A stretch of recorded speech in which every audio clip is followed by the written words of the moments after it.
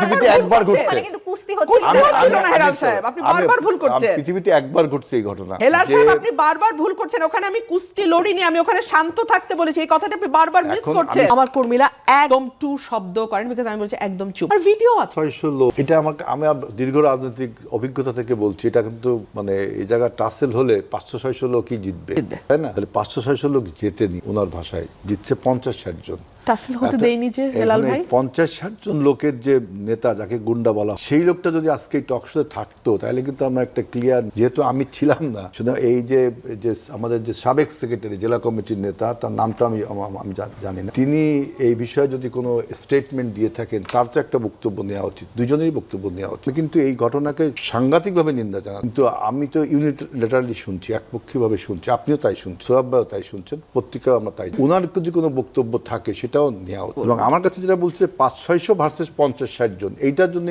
আমার 40 বছরের রাজনৈতিক অভিজ্ঞতায় আমি দেখিনি যে আমরা যদি 500-600 লোক থাকি, 50-60 জন লোক আমাদের উপর আক্রমণ করবে, এইটা কিন্তু আমার কাছে একটু কেমন যেন মনে হচ্ছে। কারণ আমি রাজনীতিতে দেখিনি এরকম কোন। আমরা যখন আওয়ামী লীগের বিরুদ্ধে আন্দোলন করেছি, তখনও যদি আমাদের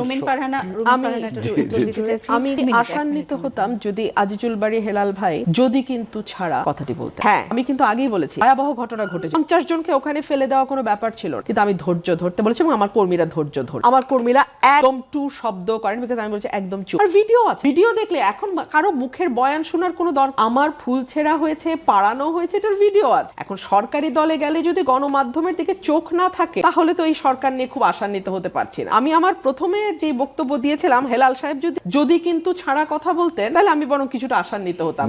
কিন্তু উনি যদি ভিডিওটা দেখেন, পুরো ভিডিও, একটা দুটা না, বাংলাদেশের প্রতিটা চ্যানেল সেটা কভার করেছে, পুরো ভিডিও আছে। সেটা দেখলেই আপনি বুঝবেন কেন 500-600 বনাম 50-60-এ আমার নেতা কর্মীরা সর্বোচ্চ ধৈর্যের পরিচয় দিয়েছে। এটা একটা মিরাকেল। যদি এই মিরাকেলটা কিভাবে হলো, আমার কাছে মিরাকেল মনে হচ্ছে। এই যে রুমিন ফারহানার জেতা যেমন মিরাকেল, না না, রুমিন ফারহানা জেতা মিরাকেল না, রুমিন ফারহানা জেতা মিরাকেল। মিরাকেলটা হলো এরকম ঘটনা পৃথিবীতে একবার ঘটছে, কিন্তু কুস্তি হচ্ছে না হেলাল সাহেব, আপনি বারবার ভুল করছেন। পৃথিবীতে একবার ঘটছে এই ঘটনা। হেলাল সাহেব আপনি বারবার ভুল করছেন। ওখানে আমি লড়িনি, আমি ওখানে শান্ত থাকতে বলেছি। এই কথাটা আপনি বারবার মিস করছেন। ওরা আমার কথা শুনেছে। Leadership, this is leadership. ওরা শুনেছে আমার কথা। এত দ্রুত ডেভেলপড হয় লিডারশিপের উপর। আপনারা যারা লেখাপড়া করেছেন লিডারশিপের উপর, যে একজন লিডারের কথায় 500-700 লোক মুহূর্তের মধ্যে, এবং উনি ওখানে লিডারশিপটা গ্রো করছে কত 10 বছর, 2017 সাল থেকে এলাকায় আমি কাজ করছি। হ্যাঁ, কাজ করছেন, কিন্তু লিডারশিপে আপনার বিএনপি তার সাথে ছিল, তাই না? বিএনপি থেকে সরে আসলেন যখন থেকে। আমি আমার কথাগুলো কিন্তু আরো 10টা জায়গায় ঘটনা ঘটতে উৎসাহিত করবে। আমি বলছি যে ওই যে লোকটার বিরুদ্ধে গুন্ডা বলছেন, তার বয়ানটা নিলেও ভালো হয়। আমি বলছি যে এটা মিরাকেল।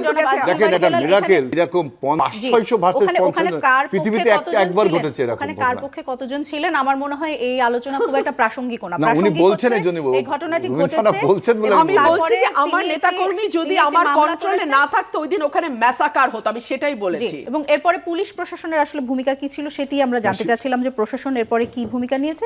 আমরা জানতে পারলাম যে এখন পর্যন্ত প্রশাসন খুব বেশি ভূমিকা নেয়নি।